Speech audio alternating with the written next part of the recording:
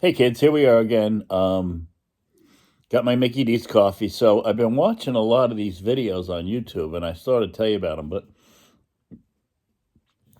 the ones that are really fascinating to me is got this one lady, Faye Hadley. It's called Faye Hadley Wrenches, and so I think I spoke to you before about this. These women are not afraid to get down and dirty. I mean, she was taking out transmission of a Mazda this morning, a Miata, and I was like, holy cow. It was just really, really cool to see that. She yanks the tranny out like I used to, pulls it out from under the car, throws it in a wheelbarrow, and hauls it out of the junkyard. And then she took the whole dashboard out. And then she bought the car, because it turns out now you can buy whole scrap cars. You can buy the whole car. You can't title it, but you can use it for spare parts. She bought the whole car for $1,800. That's a freaking bargain. So that reminded me of a story. Of course it did, because that's why we're here, right? So I moved down to Virginia, and I'm down here, and trying to meet somebody because, I'm a guy. So I wanted to smell something pretty and kiss maybe a little. So I meet this girl,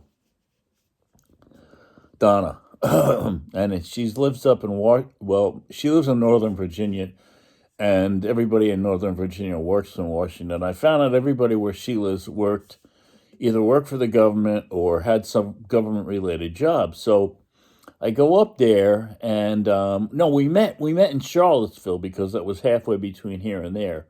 So we hit it off right away. I mean, we met in Charlottesville at this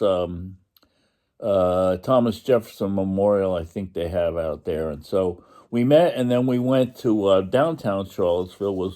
I think it was a Sunday because the whole town was closed. So we, we got along great. So I'm like, oh, this is great. So anyway, she comes down here once, and she stays over and everything. And so she goes, you want to come up? So I figured, yeah, I'll go up next weekend. So, of course, you don't figure there's any ulterior motives because there never is, right? Of course not. So I go up there. It's 4 hours to get up there to Washington. And so she's got a nice condo and everything. So she goes, I'm going through a divorce. So I'm like, oh, here we go. Okay. So she goes, we're getting rid of the house in a couple of weeks, and it's amicable, and they're all amicable, right? So she goes, but I got a car on my neighbor's yard that I have to get off, and it doesn't run. So anyway, and all the time that this is going on, she's taking these business trips to Ohio, like every other weekend. She's flying up to Ohio. So I'm like, oh, okay. I'm a big shot business lady. So anyway, I look at the car one weekend and I figure, I go over, kids, it's a Subaru wagon. There's no console. There's no center console in the car. There's no top of the engine in the car. Where are all the parts? In a tractor trailer on their yard in the next yard over, just the trailer, and all the parts for the Subaru are in the trailer. So I'm like, okay, if all the parts are there, we can probably make a thing this good. So she goes, I'll help you. I'll help you. I'll do whatever you want. So that's what I'm relating to this Faye, who's under the car on a piece of cardboard. I know that very well. Put a piece of cardboard under there and help you slide around a little bit. And so Donna says, I'll help you. I'll do whatever you want. I'll get under the car and everything. So, all right, what do I know? So, I load up I think I had the pickup at the time. I load up all the tools that I figure I'm going to need. And up we go. Off we go to Beverly. Move to Beverly. So, go up there. And I left early, like 4 or 5 here in the morning. So I got up there about 8. Wanted to get a full day jump on this thing. So, sure enough, I opened the trailer. All the parts for the Subi are in the trailer. Just have to figure out what goes where. So it's on the neighbor's property, and this guy was great, man. He was older guy, obviously, he was, his wife passed, and his son worked for the CIA or the Secret Service or something, and he had some pretty cool stories on that, which I'll keep under my hat for the time being. So anyway, I figure I'll start, putting this car back together. So start pulling stuff out of the trailer and assembling what I thought would went where and everything. So lunchtime comes. So she goes, my husband's going to come over, and, he wants to meet you, and we're going to have lunch. So I'm like, well, this could go either one of two ways. So I don't know how it's going to go. So the guy comes over. Super, super guy. Great guy. So he says, what do you want? So I figure, I'd get a sandwich, hero or something. So he's buying. So anyway, he comes back. Everything's great. Eat lunch with the guy. Great guy. Great guy. So it's Saturday. Now it's like 1 o'clock. So still working. The guy at the other house comes out. And he goes, how's it going? I said, well, I think it's going to be good. So anyway, I had to replace a fuel filter that was over by the gas tank in the back. So I got it up on jack stands because I'm putting stuff in and, getting everything to work, checking the fluids, checking everything. So I said, Donna, could you come under here? I need help, getting this fuel pump and everything out of here. So, oh, no, I can't go under the car. I might get my hair. What the fuck? So anyway, long story short, by the end of the day, the car's running. I know. It's running. So we drive it around a little bit. And so we go in the guy's house to wash up.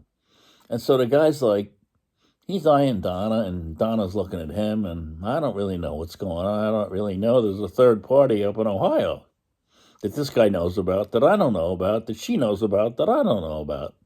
It's the old he knows that she knows, and we know that he knows that you don't know. Okay. So, all right. So I'm figuring I'm going back every other weekend, and she's coming up. Everything's going along good. So I'm like, I'm starting to feel pretty good about this. So I figure it's time to tell her how I'm feeling. So I go up. I don't feel that way. Okie doke. So I'm at the stage now where I'm not going to let the door hit me on the way out. So I figure, all right, no problem. So I go home. No, I'm not crushed. I'm not happy, but I'm not crushed about it. So I get on eHarmony, right? And that's when eHarmony was really a good thing, and you could really trust these sites. Now it's all bullshit. So I meet Cheryl. So we hit it off even better than me and Donna did. I mean, it's just the first email that we went through with eHarmony, because they filtered the emails. You do 3 emails through them in those days, and then they would release the information to the other person if the woman felt comfortable with it. So she did, I did, and so we started doing emails to one another. One thing led to another, and we started calling each other on the phone. I think cell phones were there, so you didn't have to worry about long distance, or you just made long distance to that area unlimited or whatever it was. So we start talking on the phone, and it's going really, really good. So I said, she goes, why don't you come down and see me? So I'm like, okay. So it's like 3 hours from here to there. So I start to drive down, and like I told you before, I called her in the middle, and there was no one there, and I'm like, oh man, I'm getting jammed again. So, but there was something about this that really stuck in my mind, because as I'm driving down there, and I took the wrong way, I took 81 in the interstates, which took me even longer. Oh no, we did have cell phones, because she talked me in on the cell phone, I remember. So even though I couldn't get in touch with her on the way, I kid you not, I'm not a psychic guy and all that other stuff, but there was something actually physically pushing me that I could feel on my back to go meet her. And, it all worked out. So anyway, we go down there. She takes me out to lunch, and one thing leads to another. It's getting late, and I'm like, and there was a hotel down. I didn't know that where she was like on the borderline, like 2 blocks over. It started to get really seedy, but I didn't know that. I was never down there before. So I said, well, I saw a hotel down there, so I figured it was like 4 or 5 o'clock, too late to go back home. So I said, I'm gonna get a hotel room. So she just goes, why don't you stay here? So I'm like, now she didn't know me. I could have had a family somewhere. Anyway, one thing led to another, and we just took off, right? So we're going out. It's going really good. So I'm down there one weekend, I guess about 2 months in, and I'm out on Peters Creek Parkway with her. We're coming back from somewhere, and my phone rings, and it's Donna. And Donna gets on and goes, I was talking to the neighbor, and Cheryl's in the car with me, right? And I didn't realize at the time she's absolutely wigging out. So Donna goes, the guy that lived in the house where the Subi was said I made a big mistake letting you go.